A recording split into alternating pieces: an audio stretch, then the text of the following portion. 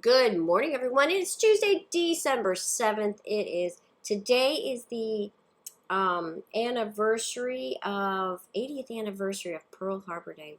Wow, just amazing. I was watching some history about it this morning before getting out of bed because it was really cold here. I did not want to get out of bed. But anyway, just wow, what an amazing some amazing stories out of Pearl Harbor. And Troy and I were fortunate enough to have been stationed there, and I went to the years that we lived there. I went to every Pearl Harbor Remembrance Day, and just amazing people that I met there, and veterans, and we have so very few of them left. So if you happen to know one, thank them, because we would not be this cool country that we are without them. All right, let's take a look here at the futures, and we are getting some of that follow through that we talked about yesterday. It was something that we hadn't really seen through the last couple of weeks, right? Because we'd go up, we'd go down, we'd go up, we'd go down, we'd go up, we'd down. Now we've hit that 50. We've used it several times here, making our way back up. So on the futures, we actually are hanging out just a bit above that 20. And I drew this pink line in, purpley pink, I guess it's magenta, line in here because this is a pretty significant resistance, right? We used it here and here, and now we're coming back up to it. But that resistance had been our support through about 3 weeks ago. So that is something to really keep an eye on. We want to see if we can push through this with some good volume. We've had a lot of volume over the last couple of weeks. A lot of this based off of news, whether it was what Jay Powell was going to do or the new variant. We have a lot of things for the markets to kind of digest. And typically what happens is we shoot now and ask questions later, meaning that there seems to be a knee-jerk reaction. Now, next week we do have more news coming out of the Fed. They will talk about exactly how quickly they intend to taper and start those interest rates. So be cautious of that going into next week, but we're only on Tuesday now, so we'll just kind of hang out here, right? All right, enjoy it for what it is. Now, another thing, as the market opens up, we might get this pop. A lot of times you get that. You get a lot of profit taking right at the beginning. Let the market settle in and then go on. Yesterday, it had that feeling, but I'll tell you what, it was really nice. The market just kept climbing most of the day and then settled out and ended up more than 600 points up. It was kind of crazy. Didn't feel like it though. It was weird.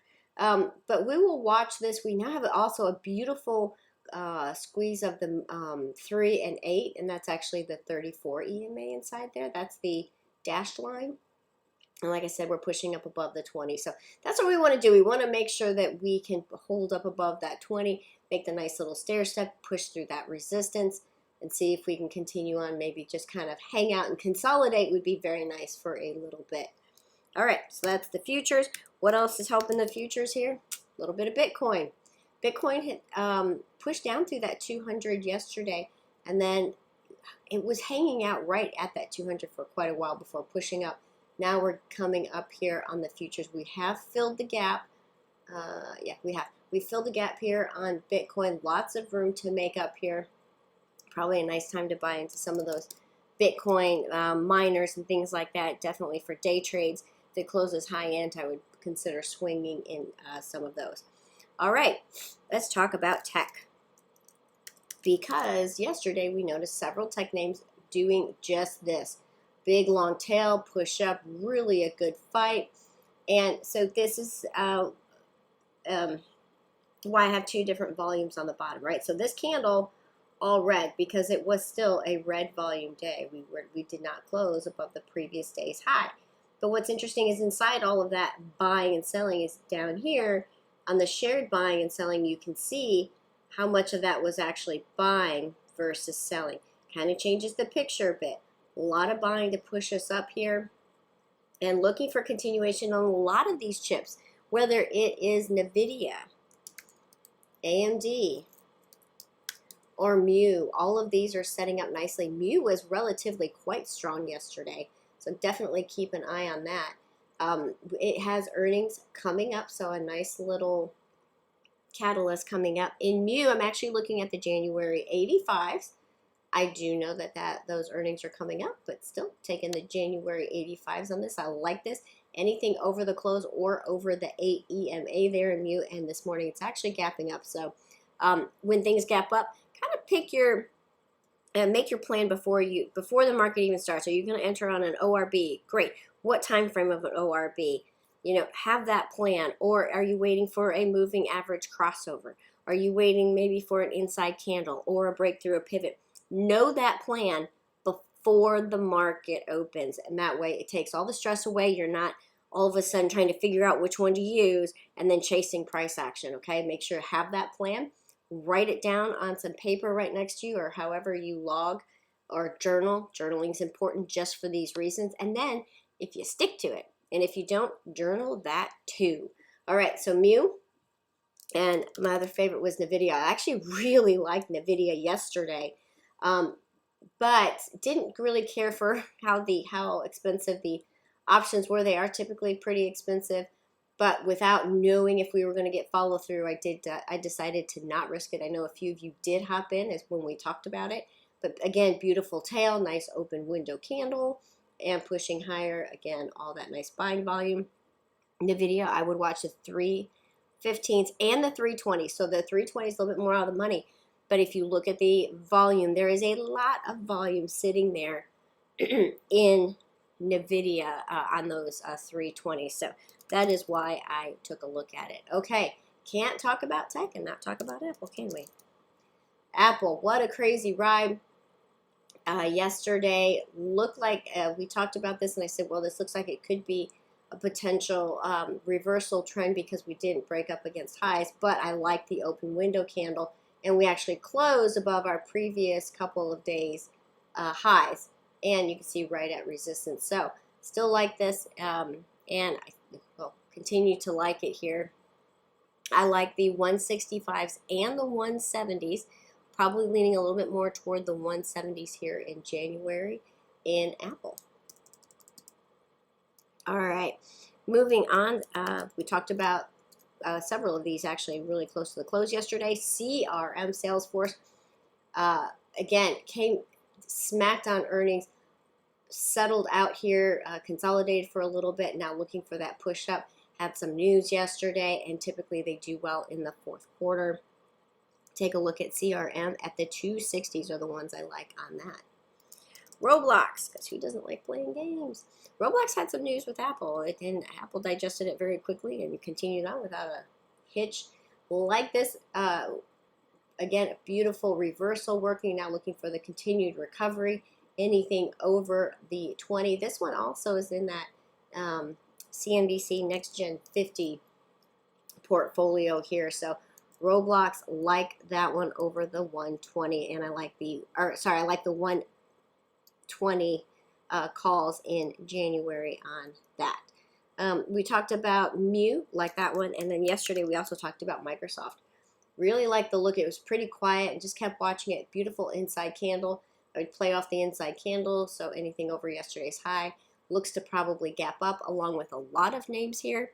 We are sitting up to over 350 points in the Dow, so we will have a lot of gapping names. Off the opening range break looks really good. Test the 20 and look to go over the 20 there. On Microsoft, I like the 330s. All right, Lucid. Well, we talked about this one enough yesterday, didn't we? Let me get rid of this old line. Lucid, what a comeback. They had an investigation opened up by the SEC, and it did not matter. Look at that big open window candle. We're going to look for continuation and to test the 20 and continue on. I like the Lucid 46. Probably more as a day trade to see if it holds in. The XBEV was another one that kind of came in. So take a look at those EV space, maybe rotating it back a little bit to those names. All right. Costco. Edie had been watching Costco, and look at this beautiful bounce off the 20. It looks today as though we will push up and cross that 3 over the 8. We have earnings in 2 days, so keep that in mind, but nice little catalyst for maybe just an overnight swing trade. In cost, I like the 580s. And Airbnb, totally missed this one yesterday, although we talked about it so much last week. I can't believe I didn't come back and take a look at it. But look at this big bullish candle and close just up over some resistance, just a smidge over some resistance there. We're right at it. So we're going to look for continuation, hit the 20. And again, as the Omicron variant is not as severe or not deadly as originally predicted, a lot of these names, whether it's an airline, travel, anything that is a get out, stay out, go on vacation name, looks beautiful. So we like the Airbnb. Again, probably more as a day trade depending on the close, unless it gives a high-end close. I like this at the 190, Airbnb 190. DocuSign. This one got really whacked. I know some of you are in this, taking the reversal there yesterday and looking for a continuation. Big monster gap. Love that.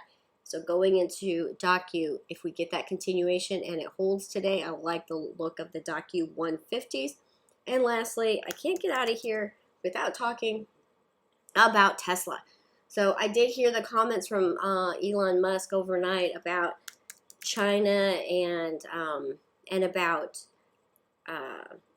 subsidies, basically credits, federal credits toward for electric vehicles. And interesting because now that he's on the other side of it, he's like, oh no, now we don't need them. However, he did to get his company really up and profitable. So interesting. Like, yeah. Anyway, Tesla here, really nice push. Again, big long tail. Saw this in a lot of charts yesterday. Big long tail, open window candle. We closed up nicely above the 50. I would look for continuation of that, potentially even up to the 20. I'll have to drop some fib lines on that and see what that looks like here for today. So I will do that. If you're in the chat room, you'll see those. But I like the 1050s in these. So the 1050s in Tesla, yes, they are very expensive, and I tend to not necessarily want to swing Tesla. And I know a lot of you play closer. So the ones I'm looking at are in January, the 1050. So it's a pretty hefty investment. I know a lot of you play closer and more out of the money on Tesla to get in and out. Obviously, just choose your poison. And I'll tell you, I love this look in it if we get follow through. So the 1 hour mark will be what I'm looking for to make sure that we actually see the follow through on these charts. Okay, that is it for me this morning. If you have any questions, Heather C at givingtreetrading.com, and I hope to see you in the chat room.